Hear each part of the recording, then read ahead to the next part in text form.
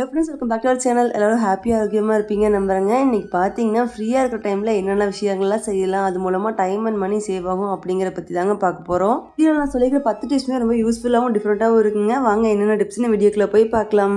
Video ஃபுல்லாக பார்த்துட்டு பிடிச்சிருந்தா லைக் போட்டுக்கோங்க. இந்த டாப் 10 டிப்ஸ் வீடியோவில் நான் பார்க்க போகிற ஃபஸ்ட்டு டிப் என்னென்னு பார்த்தீங்கன்னா ஒரு ப்ரீமிக்ஸ் வீடியோ தாங்க. நம்ம எல்லாருக்குமே வந்து ஸ்பெஷலாக பிடிச்ச ஒரு ஹோட்டல்னு இருக்கும். ஏன்னா அங்கே இருக்கிற சால்னா அப்படிங்க அவ்வளோ டேஸ்ட்டாக இருக்கும், அதை மறக்கவே முடியாது. ஆனால் வீட்லேயுமே நம்ம அந்த ஹோட்டல் ஸ்டே சால்னா டேஸ்ட்டு கொண்டு வர முடியுங்க இந்த ஒரு ப்ரீமிக்ஸை செஞ்சு வச்சுக்கிட்டிங்கன்னா. இந்த மாதிரி செய்கிறதுமே ரொம்ப சுலபம். நீங்கள் வெஜ்ஜு நான்வெஜ்ஜுன்னு என்ன சால்னா வேணாலும் செய்யலாம். ஈவன் எம்டி சால்னா கூட இந்த ப்ரீமிக்ஸ் வச்சு செஞ்சிங்கன்னா ரொம்ப ஈஸியாக இருக்குங்க. இந்த மாதிரி வெயிட் மிஷின் இருந்தால் அளந்து எடுத்துக்கோங்க. இல்லைன்னா கப் மெஷர்மெண்ட் வந்து டிஸ்கிரிப்ஷனில் கொடுத்துருக்கிறேன், நீங்கள் அப்படி கூட எடுத்துக்கலாம். ஃபஸ்ட்டு வந்து பார்த்தீங்கன்னா 100 கிராம் அளவுக்கு தேங்காய் எடுத்துருக்குறேங்க. உங்கள்கிட்ட ஆல்ரெடி வந்து கொஞ்சம் எஜுகேட்டட் கோகோனட் இருந்தால் கொப்பரை தேங்காய் இருந்தால் அதுக்கு ஆட் பண்ணிக்கலாம். எங்கிட்ட இல்லை, ஆனால் ஃப்ரெஷ்ஷாக தேங்காய் இது மாதிரி கட் பண்ணி போட்டு நல்லா ட்ரை ரோஸ்ட் பண்ணிக்கிறேன். எதுவுமே ஆட் பண்ணாமல் ட்ரை ரோஸ்ட் பண்ணிங்க அப்படின்னா கலர் சேஞ்ச் ஆகி வந்துடும். அதை ஒரு பிளேட்டில் மாற்றிட்டு 50 கிராம் அளவுக்கு பாதாம் இதையும் போட்டு நல்லா ட்ரை ரோஸ்ட் பண்ணிக்கோங்க. ஃபஸ்ட்டாக தேங்காவை ஆட் பண்ணியிருக்கலாங்க. ஏன்னா வடசட்டியில் அப்படியே அந்த கறி பிடிச்ச மாதிரி ஆயிடுச்சு. மற்றதெல்லாம் ரோஸ்ட் பண்ணிவிட்டு அதுக்கப்புறம் கூட நீங்கள் வந்து தேங்காயை ரோஸ்ட் பண்ணியிருக்கலாம். இப்போ பார்த்தீங்கன்னா 75 கிராம் அளவுக்கு இது மாதிரி பொட்டுக்கடலை ஆட் பண்ணிக்கோங்க. அதையும் நல்லா ட்ரை ரோஸ்ட் பண்ணிக்கோங்க. அதுக்கப்புறம் பார்த்தீங்கன்னா 20 கிராம் அளவுக்கு சோம்பு எடுத்துருக்குறேங்க. அது கூடயே ஒரு 4 சின்ன பட்டை இதையும் போட்டு நல்லா ட்ரை ரோஸ்ட் பண்ணிக்கோங்க. நல்லா பச்சை வாசனை இல்லாமல் நல்லா கலர் லைட்டாக சேஞ்ச் ஆகி வரணும். இப்போ இதெல்லாத்தையும் நல்லா ஆற வச்சிடலாங்க. உங்களுக்கு காரம் இது கூடயே ஆட் பண்ணிக்கிறீங்க அப்படின்னா ஒரு 5-6 வரமிளகாயை வந்து வறுத்து ஆட் பண்ணிக்கலாம். நான் வந்து சில டைம் வந்து சால்னாக்கு பச்சை மிளகா போடுவோம், அதனால் வந்து இதில் எதுவும் ஆட் பண்ண வேணாம்னு ஜஸ்ட் இதை மட்டும் ப்ரீமிக்ஸை ரெடி பண்ணிக்கலாம்னு ரெடி பண்ணியிருந்தேங்க. பார்த்தீங்கன்னா எங்கள் சிஸ்டர் வந்து அவங்க ஹோட்டலுக்கு ஃபாலோ பண்ணுற அதே ரெசிபி தான். இது மாதிரி தான் அவங்க ப்ரீமிக்ஸ் அரைச்சி வச்சுக்குவாங்களாம். ரொம்ப ஈஸியாக இருக்கும், டேஸ்ட்டுமே எப்பவும் ஒரே மாதிரி இருக்குன்னு சொல்லுவாங்க. இதில் பெரிய விஷயம் என்னன்னு பார்த்தீங்கன்னா அரைக்கிறது தாங்க. இதில் தேங்காய் அந்த பாதாம்லாம் இருக்குங்காட்டி ஆயில் ரிலீஸ் ஆயிரும். இது அரைச்சி முடிக்கிறதுக்கு பார்த்தீங்கன்னா 10 நிமிஷத்துக்கு மேலே ஆச்சுங்க. ஏன்னா ஓப்பன் பண்ணி இது மாதிரி ஸ்பூனில் கலரி விட்டுட்டு நம்ம அரைச்சோம், பல்ஸ் மோட்லேயே அரைச்சோம் அப்படின்னா தான் வந்து உதிரியாக கிடைக்கும். இல்லைன்னா ஆயில் ரிலீஸ் ஆகி அடியில் மட்டும் அப்படியே எண்ணெயாட்ட ஒட்டிக்குங்க. இந்த ப்ரீமிக்ஸை ஆற வச்சுட்டு ஒரு கண்ணாடி பாட்டில் ஸ்டோர் பண்ணிக்கோங்க. ஃப்ரிட்ஜில் போட்டு வச்சுக்கோங்க. கிட்டத்தட்ட 2 மாதம் வரைக்கும் நல்லா இருக்குங்க. இன்றைக்கி குழம்பு வைக்கிறதுக்கு எவ்வளோ வேணுமோ அந்த அளவுக்கு மட்டும் எடுத்து அதில் தண்ணி மட்டும் ஊற்றி வச்சிருக்காங்க. ஒரு 10 நிமிஷம் அது ஊறட்டும். இங்கே பார்த்தீங்கன்னா குழம்பு எப்பயும் போல தான் எண்ணெயில் தேவையான ஹோல் கரம் மசாலா ஆட் பண்ணிவிட்டு நம்ம இதில் இஞ்சி பூண்டு பேஸ்ட் ஆட் பண்ணல இல்லையா, அதனால் இஞ்சி பூண்டு பேஸ்ட் மட்டும் ஆட் பண்ணிக்கிறேன். காரத்துக்கு தகுந்த மாதிரி மிளகாத்தூள் பச்சை மிளகா நீங்கள் என்ன போடுவீங்களோ போட்டுக்கலாம். இந்த பேஸ்ட்டை கரைச்சி வச்சிருக்கிறோம்ல அந்த பேஸ்ட்டை போட்டிங்கன்னா நல்லா ஒரு திக்னஸ் கிடைக்கும். ஏன்னா அதில் பாதாம் இருக்குது, பொட்டுக்கடலை இருக்குது, நல்லா குழம்புக்கு ஒரு திக்னஸ் கொடுக்கும். நீங்கள் எம்டி சால்னாவா செய்யலாம், சிக்கன் செய்யலாம், வெஜிடபிள்ஸ் என்ன வேணாலும் போட்டு பண்ணலாம். நான் கொண்டக்கடலையே செஞ்சுருக்கிறேன். அதாவது ஹாஸ்டல் தங்கி படிக்கிறீங்க அப்படின்னா கூட இந்த ப்ரீமிக்ஸ் செஞ்சு கொண்டு போயிட்டீங்க அப்படின்னா வேணுங்கிறப்போ டேஸ்டியான சால்னா ஹோட்டல் ஸ்டைலில் அதே மாதிரி இருக்குங்க. டேஸ்ட் நிஜமாவே சூப்பராக இருந்து ட்ரை பண்ணி பாருங்கள். அடுத்த டிப் என்னென்னு பார்த்தீங்கன்னா ஒரு 5-6 பீட்ரூட் எடுத்துருக்குறேங்க. தோல் சீவிட்டு நல்லா கழுவி எடுத்துக்கலாம். இதை வந்து இது மாதிரி செதறி எடுத்துக்க போகிறேன். இது வந்து ஒரு மல்டி பர்பஸான டிப்ஸ் தாங்க. எப்படி வேணாலும் நமக்கு வேணுங்கிற மாதிரி நீங்கள் பயன்படுத்திக்கலாம். நல்லா செதறினதுக்கப்புறம் பார்த்தீங்கன்னா நம்ம இதை வந்து சன்ட்ரை பண்ண போகிறோம். நல்லா காய தான் வைக்க போகிறோம். அதனால் தண்ணியை பிழிஞ்சு எடுத்துக்கலாம். ஏன்னா இது ஆவி தான் ஆக போகுது. அதை ஏன் வேஸ்ட் பண்ணணும் அப்படிங்கிறக்காக தண்ணி பிழிஞ்சு எடுத்துட்டோம்னா ஏதோ ஒரு வகையில் அந்த தண்ணியை வந்து யூஸ் பண்ணிக்கலாம். பீட்ரூட் ஜூஸ் வந்து வேஸ்ட் ஆகாமல் பார்த்துக்கலாம். அதே மாதிரி ட்ரையிங் ப்ராசஸ்மே சீக்கிரமே காஞ்சி வந்துடும். இந்த மாதிரி புழிஞ்சிட்டு நம்ம காய வச்சோம்னா சீக்கிரம் காஞ்சி வந்துடும். நல்லா வெயில் அடிக்கிறப்ப பார்த்தீங்கன்னா ஒரே நாள்லேயே முறுமுறுன்னு காஞ்சி வந்துருங்க. எனக்கு கரெக்டாக அந்த அன்றைக்கி வானம் உடம்பு போட்ட மாதிரி இருந்தது. அதனால் 2 நாள் ஆச்சு காய வைக்கிறதுக்கு. புறாக்கிட்ட இருந்து கூட காப்பாற்றிட்டாங்க. ஆனால் அந்த பாப்போட்டிருந்து காப்பாற்றுறது தான் பெரிய விஷயமா இருக்குது. 5 நிமிஷத்துக்கு ஒருக்கா வந்து எடுத்து பார்த்துக்கிட்டு இருந்தா எப்படியோ ஒரு வழியாக காய வச்சு எடுத்துட்டேன். அடுத்த நாள் பார்த்தீங்கன்னா நல்லா முறுமுறுன்னு ஆயிடுச்சுங்க. அரைக்கிறதுக்கு கொஞ்சம் நேரத்துக்கு முன்னாடி இன்னுமே நல்லா டைரக்ட் சன்லைட்டில் கொஞ்சம் நேரம் வச்சுருந்தீங்க அப்படின்னா நல்லா பொடியாக அரைவட்டு வரும். அதுக்காக தான் இது மாதிரி வைக்கும்போது ஒரு பார்ச்மெண்ட் பேப்பர் போட்டு வைங்க. நான் பிளேட்டில் வந்து காஞ்சதுக்கப்புறம் இது மாதிரி ஒட்டிக்குது. அது ஒரு சிரமமாக இருக்கும். அது மட்டும் இல்லாமல் வேஸ்ட்டாகவும் போயிடும். அதனால் பேப்பர் போட்டு வச்சிட்டிங்க அப்படின்னா வந்து கொஞ்சம் கூட வேஸ்ட் ஆகாமல் எடுத்துக்கலாம். இப்போ மிக்சர் ஜாரில் போட்டு எதுவுமே ஆட் பண்ணாமல் நல்லா ஃபைன் பவுடராக அரைச்சி எடுத்துக்கோங்க. நீங்கள் வேணும்னா சளிச்சு கூட வச்சுக்கலாம். இப்போ பார்த்தீங்கன்னா ஃபேஸ் பேக்லாம் போடுவாங்க, இல்லை லிப் பாம் கூட நான் வீட்டில் வந்து ட்ரை பண்ணுவேன். அந்த சமயத்தில் கடையில் பீட்ரூட் பவுடர் வாங்கும்போது அது வந்து ரேட்டுமே அதிகம். அதே மாதிரி எனக்கு அதில் ஏதாவது ப்ரிசர்வேட்டிவ் இருக்குமான்னு ஒரு டவுட்லேயே இருக்கும். அதனால் ரொம்ப சிம்பிளான விஷயம் தானே, நாமளே செஞ்சு வச்சுக்கலாம் அப்படிங்கிறக்காக பீட்ரூட் பவுடர் செஞ்சுட்டேன். ஃபேஷியலுக்கு மட்டும் இல்லைங்க, சமையலுக்கு நிறைய இடத்துல யூஸ் ஆகும். நீங்கள் சப்பாத்தி பிசையும்போது உள்ளே கொஞ்சமாக போட்டு பிசையலாங்க. பாதாம் முந்திரி போட்டு அரைச்சிருந்தீங்க அப்படின்னா அப்படியே பீட்ரூட் மால்ட்டா கூட கன்சியூம் பண்ணலாம். மாவில் மிக்ஸ் பண்ணிங்கன்னா பிங்க் தோசை சுடுறதுக்கு ஈஸியாக இருக்குங்க. குட்டீஸை ஈஸியாக அட்ராக்ட் பண்ணலாம். பெனிஃபிட்ஸ் இருக்கிற அந்த பீட்ரூட் பவுடரை கண்டிப்பாக வீட்லேயே ஈஸியாக செஞ்சு வச்சுக்கோங்க. ஏர்டைட் ஜாரில் போட்டு வச்சுக்கோங்க. அடுத்த டிப் என்னன்னு பார்த்துடலாமாங்க. நம்மளாம் நிறைய பேர் வந்து மல்லி, சீரகம், மிளகு இதெல்லாம் வீட்லேயே அரைச்சி வைப்போம். அது மாதிரி செய்யும்போது ஒரு சின்ன சின்ன டிப்ஸை ஃபாலோ பண்ணிங்க அப்படின்னா மனமாகவும் ரொம்ப நாள் வந்து ஷெல்ஃப் லைஃப்பும் கிடைக்குங்க. எப்போ நீங்கள் சீரகத்தூள் பண்ணாலும் வந்து இது மாதிரி ஒரு கொத்து மட்டுமே வந்து கருவேப்பிலையும் உள்ளே போட்டு நல்லா ட்ரை ரோஸ்ட் பண்ணுங்கள். இப்படி பண்ணும்போது மனமும் சரி கலரும் சரி பார்க்கறதுக்கு வந்து நல்லாயிருக்கும். இப்போடைய மோரில் கலந்து குடிக்கும்போது டபுள் பெனிஃபிட் மாதிரிங்க. வெயிட் லாஸுக்குமே ரொம்ப சப்போர்ட் பண்ணும். இது ஓரமாக ஆறட்டுங்க. அடுத்து மல்லிப்பொடி அரைக்கும் போது எப்போவுமே வந்து இது மாதிரி ஒரு கொத்து கருவேப்பிலை கூடவே ஒரே ஒரு மிளகா.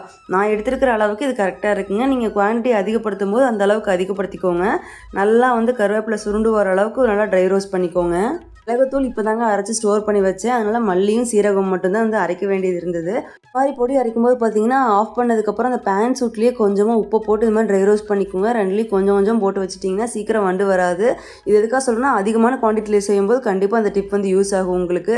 எனக்கு எப்பவுமே அப்பப்போ ஃப்ரீ டைம் கிடைக்கும்போது இது மாதிரி அரைச்சி வச்சுக்கிறது தாங்க பிடிக்கும். அது ஒரு விதமான தெரப்பி மாதிரி ஃபீல் ஆகும் எனக்கு. வெறும் சீரக மல்லியை அரைச்சி வைக்கிறத விட இது மாதிரி ஒரே ஒரு சின்ன பொருள் தாங்க எக்ஸ்ட்ரா. கொஞ்சமாக கருவேப்பிலை போடுறோம், இல்லை கொஞ்சமாக மிளகா போடுறோம். இதை போட்டதுனால பார்க்கறக்கு சரி டேஸ்ட்டு மனமும் எல்லாமே வந்து நல்லா வித்தியாசமாக இருக்கும். பேக்கெட் மசாலா இருக்கும் பார்த்தீங்களா, அந்த மாதிரி டேஸ்ட்லேயே இருக்குங்க. நல்லா கொஞ்சம் கூட தண்ணி இல்லாத மாய்ச்சர் இல்லாத ஜாரில் போட்டு வச்சிட்டிங்க அப்படின்னா ரொம்ப நாளைக்கு வரும். நான் இது மாதிரி அளவாக அப்பப்போ செஞ்சு வச்சுக்குவேன். கண்டிப்பாக இந்த மெத்தடில் ட்ரை பண்ணி பாருங்கள். அடுத்த டிப் என்னென்னு பார்த்துடலாமாங்க. நம்ம குட்டீஸ் எல்லாருமே வந்து இப்போது நாம் கொடுக்குறோமோ இல்லையோ மற்ற குட்டீஸே பார்த்து இல்லை ஆடு பார்த்து நூடுல்ஸ் வேணும்னு கேட்டுக்கிட்டே இருப்பாங்க. அந்த மாதிரி சமயத்தில் இந்த மாதிரி ஹெல்த்தியாக செஞ்சு கொடுக்கலாம். தேவையான அளவு கோதுமை மாவு எடுத்துக்கலாங்க. கொஞ்சமாக வரமாவுக்குள்ளேயே வந்து எண்ணெய் உப்பு போட்டு மிக்ஸ் பண்ணிடுங்க. அதுக்கப்புறம் நம்ம அப்படியே வந்து பீட்ரூட் ஜூஸ் எடுத்து வச்சேன் பார்த்தீங்களா, அதை தான் இங்கே யூஸ் பண்ணிக்கிறேன். நீங்கள் வந்து தண்ணி கூட யூஸ் பண்ணிக்கலாம். நார்மல் வாட்டரே வந்து யூஸ் பண்ணி அப்படி கூட பசஞ்சு வச்சுக்கலாம். நான் ஒரு கலராகவும் இருக்கட்டும், அந்த ஜூஸ் வீணாகாமல் இருக்கும் அப்படிங்கிறக்காக இது மாதிரி பியூரிக்கு ஆட் பண்ணிக்கிட்டேன். இது நல்லா வந்து ஒரு அரை மணி நேரம் ஊறிச்சுன்னா நல்லா சாஃப்டாயிருங்க. இப்போ எப்போ போல் 2 போர்ஷனாக பிரித்து நல்லா பெரிய அளவில் திரட்டி எடுத்துக்குங்க. நல்லா நைஸாகவே இருக்கிற மாதிரி இது மாதிரி வரமாவு நல்லா ஸ்ப்ரிங்கிள் பண்ணி இது மாதிரி தேய்ச்சி எடுத்துக்கோங்க.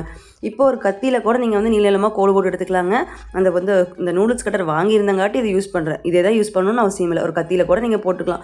பட் இது ரொம்ப ஈஸியாக இருக்குது, டக்குன்னு வேலை முடிஞ்ச மாதிரி இருக்குங்க. ஆனால் இப்போவே நூடுல்ஸ் பாஸ்தாலாம் செய்யும்போது வந்து வெறுமனே வந்து கோதுமை மாவில் செய்கிறத விட இது மாதிரி பீட்ரூட்டோ பாலக்கீரையோ நம்ம கூட சக்கரவள்ளி கிழங்கு அது மாதிரி பொருள் ஆட் பண்ணும்போது குழந்தைங்களுக்கும் தெரியாமையே கொஞ்சம் ஹெல்த்தியான பொருள் உள்ளே கொடுத்த மாதிரி இருக்குங்க. நமக்கும் ஒரு சாட்டிஸ்ஃபைடாக இருக்கும். இதை பார்த்தீங்கன்னா கொஞ்சமாக அப்படி நல்லா மாவு போட்டு வச்சிட்டிங்க அப்படின்னா நீங்கள் ஃப்ரீ டைமில் செஞ்சு வச்சுட்டு மத்தியானமோ இல்லை அடுத்த நாளாக கூட யூஸ் பண்ணிக்கலாங்க. நல்லாயிருக்கும். நீங்கள் இது மாதிரி பீட்ரூட்டில் ஆட் பண்ணியிருந்தீங்க அப்படின்னா ரொம்ப நாள் ஸ்டோர் பண்ண வேணாம், அடுத்த நாளே மூச்சிருங்க. இதுவே பிளெயினான கோதுமை மாவில் தான் செஞ்சுருக்கிறேன் அப்படின்னா கிட்டத்தட்ட நீங்கள் வந்து ஒரு 4-5 நாள் வரைக்கும் கூட ஃப்ரிட்ஜில் வச்சு யூஸ் பண்ணலாம். நல்லா தண்ணியில் எண்ணெய் உப்பெல்லாம் போட்டு இந்தளவுக்கு வேக விட்டுருங்க. கொதிக்கிற தண்ணியில் ஆட் பண்ணும்போது தான் பார்த்தீங்கன்னா அடியில் போய் ஒட்டாமல் இருக்கும். நல்லா வெந்ததுக்கப்புறம் இது மாதிரி பீஸாக சாஸ் செஞ்சு வச்சுருந்தாங்க. சாஸ் செஞ்சு வச்சுருந்தோம் அப்படின்னா இது மாதிரி நூடுல்ஸ்லாம் செய்யறதுக்கு வேலையே கம்மி. டைரெக்டாக அந்த சாஸ் எடுத்து கொஞ்சமாக கடாயில் தண்ணி ஊற்றி ஆட் பண்ணிவிட்டு அதுக்குள்ளே இந்த நூடுல்ஸை போட்டால் எல்லாமே ரெடி ஆயிரும். இது கூட வேறு எந்த பொருளுமே ஆட் பண்ணல, ஜஸ்ட்டு மேலே எள்ளு மட்டும் தான் போட்டிருக்கிறேங்க. ரொம்ப ஹெல்த்தியான பீட்ரூட் பாஸ்தா டக்குன்னு வீட்லேயே செஞ்சுட்டோம். கண்டிப்பாக ட்ரை பண்ணி பாருங்கள், குழந்தைங்களுக்குமே ரொம்ப பிடிக்குங்க. இப்படி தான் பண்ணணும் கிடையாது, நீங்கள் ஒயிட் சாஸ் பாஸ்தா மாதிரி கூட இந்த நூடுல்ஸ் வச்சு ட்ரை பண்ணலாம். அது உங்களுக்கு பிடிச்ச ஃப்ளேவர் தாங்க, விருப்பம் தான். அடுத்த டிப் என்னென்னு பார்த்துடலாமாங்க. ஃப்ளாக்ஸ் சீட், இதை வச்சு தான் ஒரு முக்கியமான டிப் சொல்ல போகிறேன். கண்டிப்பாக இதை எல்லோரும் ஃபாலோ பண்ண வேண்டிய ஒரு விஷயங்க. நீங்கள் வந்து வெஜிடேரியன்ஸாக இருக்கிறீங்க அப்படின்னா உங்களுக்கு வந்து ஃபிஷ்ஷெல்லாம் சாப்பிட பிடிக்காது அப்படிங்கும்போது இது வந்து சூப்பரான ஒமேகா 3 சோர்ஸுங்க. நாளைக்கு இது மாதிரி பொடி பண்ணி வச்சுக்கிட்டு 1-2 டேபிள் ஸ்பூன் வரைக்கும் எல்லாருமே வந்து ரெகுலராக எடுத்துக்கலாங்க. இதில் வந்து ஃபிஷ் அளவுக்கு ஒமேகா 3 சோர்ஸ் இருக்கும் அப்படின்னா அது மாதிரி கிடையாது. இதில் இருக்கிற ஃபார்மே வேறையாமாங்க.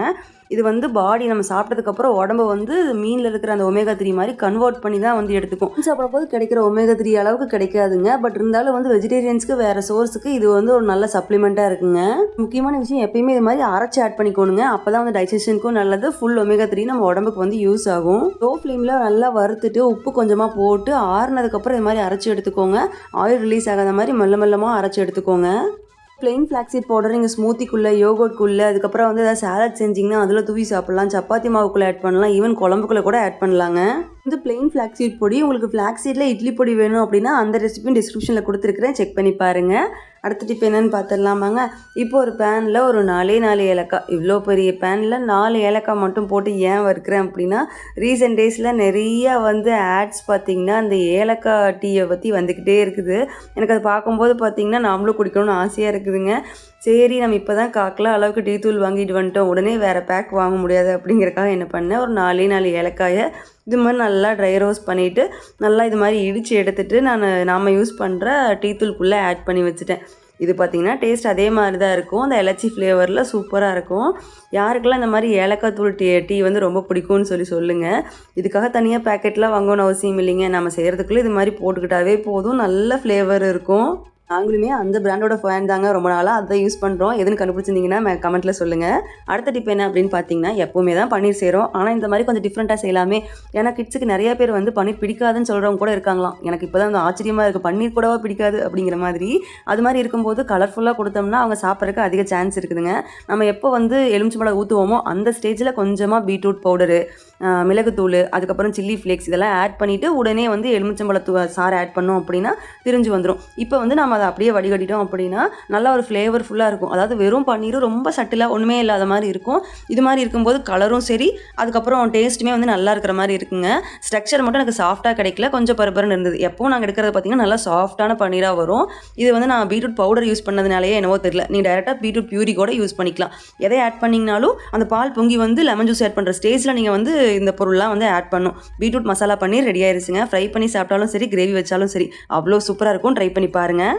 அடிக்கடி பார்த்தீங்கன்னா பன்னீரில் மல்லித்தலை போட்டு மல்லி பன்னீர், இதெல்லாம் புதினா பன்னீர், அப்புறம் வந்து பொடி இதெல்லாம் போட்டு மசாலா பன்னீர் இது மாதிரி மாற்றி மாற்றி தான் செய்வேன். ஏன்னா எனக்கே வந்து குழம்புக்குள்ள சாப்பிடும்போது உள்ளே வந்து அது ரொம்ப பிளெயினாக இருக்கிற மாதிரி இருக்கும். அதனால் இது மாதிரி ட்ரை பண்ணுவேன். நீங்களும் ட்ரை பண்ணி பார்த்துட்டு எப்படி இருக்குன்னு சொல்லுங்கள். அடுத்த டிப் என்னன்னு பார்த்துடலாமாங்க. நிறையா புதுசாக இட்லி பொடி வெரைட்டிஸ் வந்தாலுமே நம்ம ஆதி காலத்தில் செஞ்ச இட்லி பொடி கொடுக்குற ஃபேமஸ் வந்து குறையவே குறையாதுங்க. எந்த பொருளும் ஆட் பண்ணாமல் ப்ளெயினான இட்லி பொடி.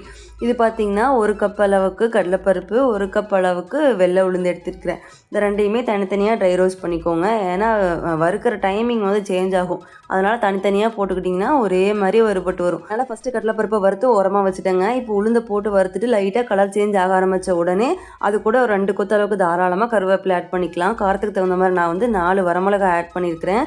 கூடவே 2 டேபிள் ஸ்பூன் அளவுக்கு எள்ளு இதையும் போட்டு நல்லா வறுத்துக்கோங்க. மிதமான ஹீட்லேயே தான் இந்த மாதிரி பொடி வெரைட்டிலாம் பண்ணும்போது பண்ணணுங்க. அப்போ தான் கரிஞ்சு போகாமல் இருக்கும். இப்போ பார்த்தீங்கன்னா நல்லா கலரும் சேஞ்ச் ஆகி வந்துருச்சு. தேவையான அளவுக்கு உப்பு, பெருங்காயத்தூளும் நிறையாவே போட்டுக்கலாம். இந்த மாதிரி பொடிக்கெலாம் பெருங்காயத்தூள் போட்டிங்க அப்படின்னா செரிமான பிரச்சனையே வராதுங்க. நல்லா ட்ரை ரோஸ்ட் பண்ணிவிட்டு இப்போ கடைசியில் வந்து அந்த கடலைப்பருப்பையும் போட்டு எல்லாத்தையும் ஒன்றா கலந்து ஒரு ட்ரை ரோஸ்ட் பண்ணி ஓரமாக கொட்டி வச்சிடலாம். ஸ்டார்டிங்லேயே ஒன்றா போட்டுறாதீங்க. கடலைப்பருப்பு சீக்கிரம் கரிஞ்சு வந்துடும். அதுக்கப்புறம் வந்து உளுந்து வேகாமல் இருக்கும். கொஞ்சம் கூட சூடு இல்லாமல் ஆறுனதுக்கப்புறம் மிக்சர் ஜாரில் போட்டு லைட்டாக மட்டும் கொரகரப்பாக இருக்கிற மாதிரி அரைச்சி எடுத்துக்கோங்க. பருப்பு பொடினா நைஸாக இருக்கணும். அதுவே இந்த மாதிரி வந்து இட்லி பொடிலாம் பார்த்தீங்கன்னா கொஞ்சம் பருப்பு இருந்தால் தான் அதோட ஸ்ட்ரக்சர் இந்த நல்லெண்ணெய் விட்டு சாப்பிடும்போது சூப்பராக இருக்குங்க. ஜாரில் ஸ்டோர் பண்ணிவிட்டு எப்போ வேணுமோ எடுத்து சாப்பிட்டுக்கலாம். அடுத்த டிப் என்னென்னு பார்க்கலாமாங்க. நம்ம நிறைய கடையில் வந்து இது மாதிரி சாக்லேட் ஸ்ப்ரெட்லாம் வாங்கியிருப்போம். ஆனால் இந்த வீடியோவில் மட்டும் நான் என்னென்ன யூஸ் பண்ணியிருக்கிறேன்னு பாருங்கள். அதுக்கப்புறம் கண்டிப்பாக நீங்கள் கடையில் வாங்கவே மாட்டீங்க. மெக்னீஷியம் நிறையா இருக்கிறது இது மாதிரி பூசணி விதையில் தானே தெரியும். ஆனால் இது எப்படி கன்சியூம் பண்ணுறது? ரெகுலராக நம்ம ஸ்மூத்தியோ லட்டோவே பிடிச்சிட்டு இருக்க முடியாது. அந்த மாதிரி சமயத்தில் கொஞ்சம் டிஃப்ரெண்ட்டாக இது மாதிரி ட்ரை பண்ணலாம். 1 கப் அளவுக்கு இது மாதிரி பூசணி விதையை ட்ரை ரோஸ்ட் பண்ணிக்கிறேங்க. நல்லா வந்து ஃப்ரை ஆனதுக்கப்புறம் வெடிச்சு வரும். அந்த சமயத்தில் ஒரு பிளேட்டுக்கு மாற்றிக்கலாம். அது கூடயே 1/2 கப் அளவுக்கு முந்திரி, 1/2 கப் அளவுக்கு பாதாம் இதையும் போட்டு நல்லா இது மாதிரி வந்து ரோஸ்ட் பண்ணிக்கோங்க. நட்ஸ் உங்கள் விருப்பம் தான். நான் இன்றைக்கி இதுதான் அளவாக எடுத்துருக்கிறேன். இது கூட நீங்கள் வால்நட்டோ பிஸ்தாவோ எது வேணுமோ எடுத்துக்கலாம். லைட்டான சூடு இருந்தாலும் பரவாயில்லைங்க. மிக்சர் ஜாரில் ஆட் பண்ணிவிட்டு 2 டேபிள் ஸ்பூன் அளவுக்கு கொக்கோ பவுடர் ஆட் பண்ணிக்கோங்க. கூடவே 3 டேபிள் ஸ்பூன் அளவுக்கு நாட்டு சர்க்கரை. கொஞ்சம் இனிப்பு அதிகமாக இருந்தால் தான் நம்ம ஸ்ப்ரெட் பண்ணி சாப்பிடும்போது நல்லாயிருக்கும். என்னதான் புல்லட் மிக்சராக இருந்தாலும் நட்ஸ் அரைக்க மாட்டேன்ருச்சுங்க. சரின்னு சொல்லி நம்ம எப்போ யூஸ் பண்ணுற மிக்சிலேயே மாற்றிக்கிட்டேன். இப்போ பாருங்கள் இந்த அளவுக்கு பவுடர் ஆயிடுச்சுன்னு. நல்லா பவுடர் ஆனதுக்கப்புறம் இது கூட வந்து கொஞ்சம் கொஞ்சமாக தண்ணி ஆட் பண்ணுங்கள். நீங்கள் பால் கூட ஆட் பண்ணி செய்யலாம். ஆனால் அதை விட தண்ணி ஆட் பண்ணிங்கன்னா ஷெல்ஃப் லைஃப் அதிகமாக வரும். இது வந்து ஆப்ஷனல் தான். நான் வெனிலா எசன்ஸ் வந்து மனத்துக்காக ஆட் பண்ணியிருக்கேன். நீங்கள் வேணும்னா ஆட் பண்ணலாம், இல்லை ஸ்கிப் பண்ணிடலாம்.